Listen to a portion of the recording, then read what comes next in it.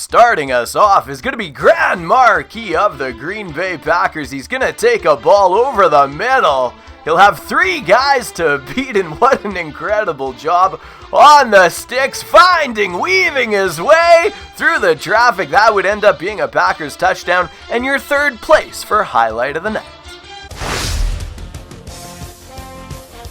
This was literally the tightest competition we've had for highlight of the night since its inception a couple of seasons ago, and my goodness, would have been a user lurk, but the AI stepped in front of Connor's own interception. That was a game-sealing victory in Kansas City. Now here, Jags 4-1-2, your highlight of the night winner is voted by you with the fullback. What big play into the end zone for the touchdown. 4-1-2 and the Jags coming in top spot for last week's highlight of the night.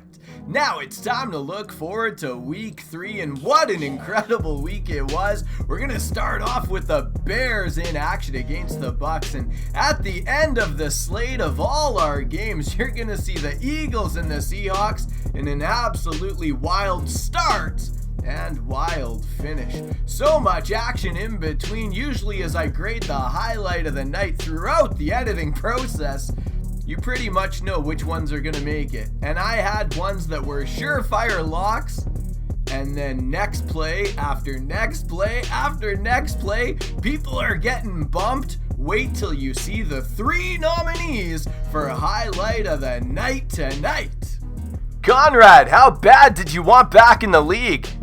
Pretty bad, eh, bro? So, an OG like Conrad waited his time once he got the PS5, and he is back, and he is the Bears. On this day, could he be the bad news Bears for the Tampa Bay Buccaneers? Now, Bucks looking good here. JJ finding the end zone late to go up 38-33, when here Conrad has a guy at the back of the end zone. These are not in order, Not Conrad's fault at all. In fact, I remember there was no volume on the play. Had to turn it back up. The order got messed up. All my fault. And here it's all the Bears wide receiver's fault. His heel was on the line. That was no good. Would have won the ball game with that. Conrad, one last chance. The clock is gone. He's got no time left. Needs it. Gets it. And he delivers. How does it feel to be back in the league, Conrad? Not too bad, eh, bro? Not too bad. Welcome back. So good to have you. Now, with that being said, JJ, couple of huge wins to start this season. And today, the Bears cool that fire a little bit. A 39-38 victory for Conrad and the Bears. Now, over in Carolina, his brother, Timmy, is on the sticks, Super Bowl champion from a short while ago, 1 year removed from the title, but it's Joey. Hold that ball up, big fella, but time it right. You do it too early, it's right. Yeah, now it's time. Let's dance in the end zone, big man. Hold that ball up, have a good time. But the game is far from over. There's work to be done, and it's Jeremy Chin over the middle, aka Timmy's user with a giant lurk. And to put the ball game away on the jet sweep, Samuel's done it before. Snatching ankles up the sideline. That would seal it in Carolina. Make the final 55-38 for Timmy and the Panthers. Here we pick it up 14-0 for the Vikings when Gibson in the flat for the Washington football team. Doing a great job snatching ankles, fighting those last 3 yards to get into the end zone. Phenomenal job. Now here playing some defense, Mike drops, doing well here also. Now the throw. I would have liked to see Will Fuller turn his head, maybe catch the ball, but that's a pick 6. And we got a tied ball game. Missed extra point. Fast forward 21-13, and it's finally a time to see the Vikings do one good thing in this game, and it's going to be Anthony Barr, the user, shading over to the right, just dancing all over the place. Does he have any idea what he's doing? Last second he catches on and catches the ball for a big user lurk, and that would seal it. Make the final 24-13 in this NFC showdown. Off to Jacksonville we go, where 4-1-2's Jags are taking on Connor's Chiefs, and here Justin Fields able to avoid the would-be tackle by Vita Vea.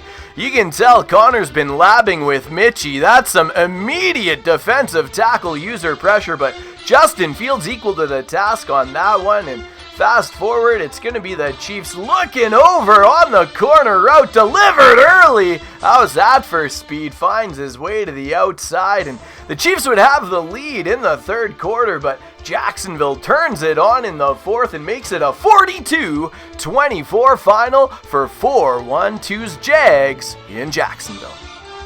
Off to Houston we go, where it's going to be Brandon's Texans taking on Zona and the Chargers. I would say the red hot Chargers, but they're always at least super warm. And here, Natrell Jamerson taking on all comers into the end zone he goes. And Brandon back in the league and pretty fresh. He's going to get those clips going for us in no time. Excited to see them. But in this one, 35-10, Zona's Chargers taking the victory. Here we have Beast Mode Steelers hosting the New England Patriots, and Peter Fry, who they moved up for big time to go get him number 3 in the draft, and number 3 on the field, and number 1 on this play. My goodness! Stiff arm, speed, you name it, doing everything there. Now, the final 28-23 for the Steelers, getting things on track. Big win for Beast Mode at home in this one. The Miami Dolphins and King J-Lou hitting the road to take on, Next to hits his man in the flat. Nick Chubb off to the races, gets the 7 points there, and fast forward 42-21 for the Giants. Dolphins looking to get back into it. What a hurdle into the end zone. That was a gorgeous play by King J-Lou. Now make the final 42-28 for Next and his Giants in New York. Very tidy ball game. Only one turnover in the contest. Now here we have Javon and the Broncos taking on King Cube and his Raiders. Javon had the lead, 42-37, buck 18 to go.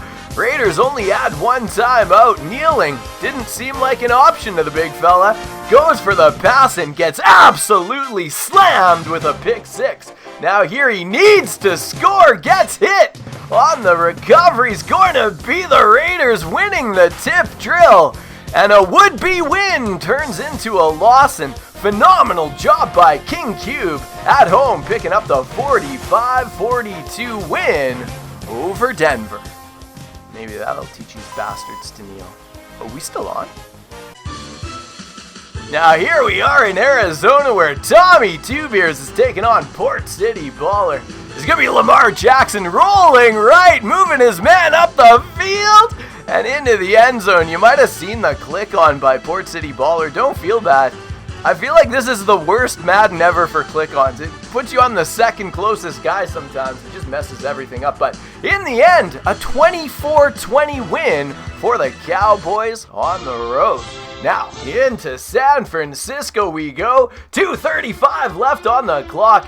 Hits his man on a quick little flat route off to the races. No linebacker nor safety is going to catch him, and that would expand the lead to beyond a one-score game, meaning this play does not dictate the outcome whatsoever. But he's not alone, so we're going to let this one play out. Does not get to the end zone. Ends up getting tackled before the end zone, but maybe we'll have a little quiz later on in the day as to what is a one-score game in a game of John Madden NFL football. Now, big win for the Niners, 27-14 over the Browns and CJ Reigns. Great job in the NFC West. Now, NFC South battle here. The always entertaining Saints taking on DZ and the Falcons. And here, it's going to be a pick and make it a pick 6.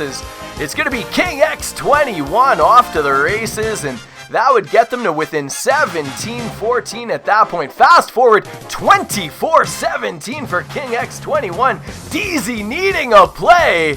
You might want to back this one up. I have no idea what that corner on the outside was doing, but here, a field goal in overtime to win it. He is iced. Can he split him?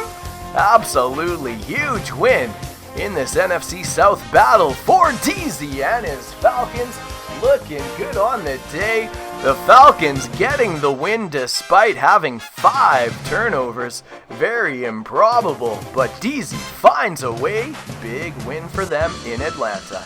Now off to Baltimore we go, where Starboy's taking on Matt Cole and his Ravens, and over the middle early. That is a user lurk for Matt Cole, and I don't want to get your hopes up, so I'll just tell you right now, it's not making highlight of the night. It was a pretty good catch over the middle. I liked it a lot, but it is just not going to be one. I don't want to spoil it either. That's a really nice run, Starboy, but your reign of the highlight of the night champion is over. But fear not, you got the big win in this huge battle. 45-24, the Jets over Baltimore. And now, I'm just joking around. Ultimately, that Mark Andrews play super nice. Maybe go check it back week 2. Maybe I'll leave a link at the end of the video. Go check out Baltimore Ravens Mark Andrews making a pretty good play. Now here, speaking of good plays, it's going to be snap, crackle up the sideline, getting the early lead on Grand Marquis and the Packers. But here, 17-14 late in the ball game, looking to expand. It's gonna be, oh my goodness, just get ready for it, kids. Just get ready. Yeah, this is a big highlight. What? Unbelievable. Did he stop and go hezzy hurdle at the same time? Unbelievable job by Grand Marquis, and I'll spoil it. Guess what? It's going towards highlight of the night nominees. What a job by Grand Marquis on that one. And here, late in the ball game, needing a score, it was the Packers expanding the distance, getting a big win in this NFC battle. If we look at it, it was turnovers the difference, 4-1 in favor of that Green Bay secondary. They're hard to throw on, but they're hard to run on too. You pick your poison. Now, I don't have notes on this, but I would assume it was a force win for Scythe. Why? We don't have any highlights, and Scythe is an OG. He always delivers a good highlight week in, week out. So I'm going to assume it was a forced win, Scythe over JJ Bands in Cincinnati. Now, this game could have been played, and if truth is, memory serves. It was a forced win called for, but missed the 2 p.m. deadline, so it ends up being a fair sim, and the Tennessee Titans come out on top. So just note, when you have a forced win, you gotta report it in the Discord chat by 2 p.m. Now, as promised, a crazy start and a crazy finish. What's it going to be here? The Seattle Seahawks and Ryan getting the opening kickoff, finding the Red Sea parting, and he's going to make no mistake. Up the middle he goes, and it's going to be a 14-0 lead here in the third quarter. The Philadelphia Eagles looking to climb back into it, and finds his man on a deep crosser, PA crossers to be exact. Now with that, 14-7, third quarter, needing to make a play, and I have no idea why this is in there too. No idea. We don't get 3 highlights, but yeah, we're gonna run it. We're gonna let all 3 of them stand.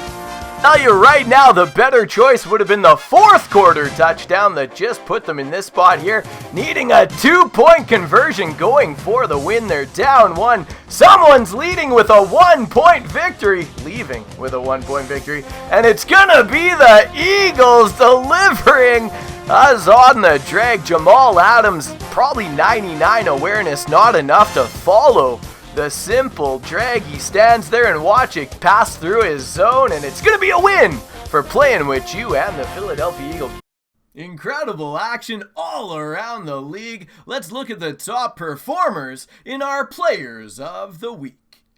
An absolutely monstrous day from Christian McCaffrey. CMC goes for 240 rushing yards, 98 receiving yards, 4 touchdowns on the ground, and 1 through the air. Big day in Carolina for him.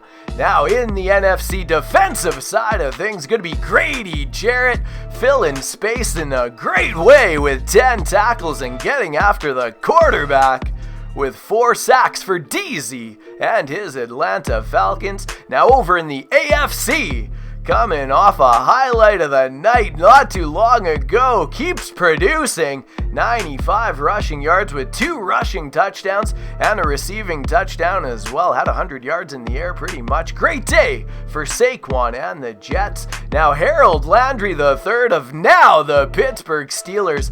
8 tackles, 5 sacks for beast mode and his Pittsburgh Steelers in a big win in the AFC. It's that time. We're going to check out our nominees for highlight of the night. Now, normally we have 3.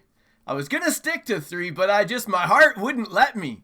We have to go with 4 nominees tonight. We're going to look at plays from the Packers, the Steelers, the Lions, and the Bears. Let's get to your 4 nominees for highlight of the night.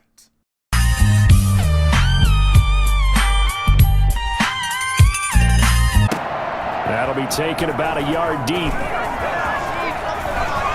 Oh, a good-looking return set up here. Running room at the 50. Look out. He's past the 30. Get off the field. He will score. Trailing in the final quarter and going for it on 4th and goal. Forced out to his left. And this is going to be caught. It's caught. And they've won the football game. Didn't realize that beast mode in the Steelers plays without any Charles Davis or Brandon Godden. It's Peter Fry, quarterback. Boom! Get off me, kid! Just jams him in the face and get off me in the speed up the sideline. Look back, come get me. You can't touch me. On 2nd down and 4, Jackson. And for a 3rd time tonight, he's intercepted. Picked up by Josh Jackson.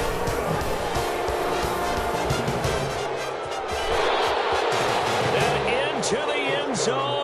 4 absolutely amazing highlights to choose from. I don't envy your tough decision, but leave your vote in the comment section below.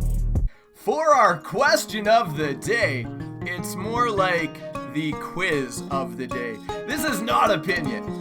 But I'm going to ask you guys, who knows? What I'd like to know is, define a 1-score football game. Thanks so much.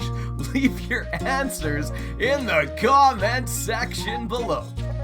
That wraps up our look at week 3. Absolute pleasure bringing it to you. And for everybody at Daily Advance Madden, I'm KMac33, wishing you a great day.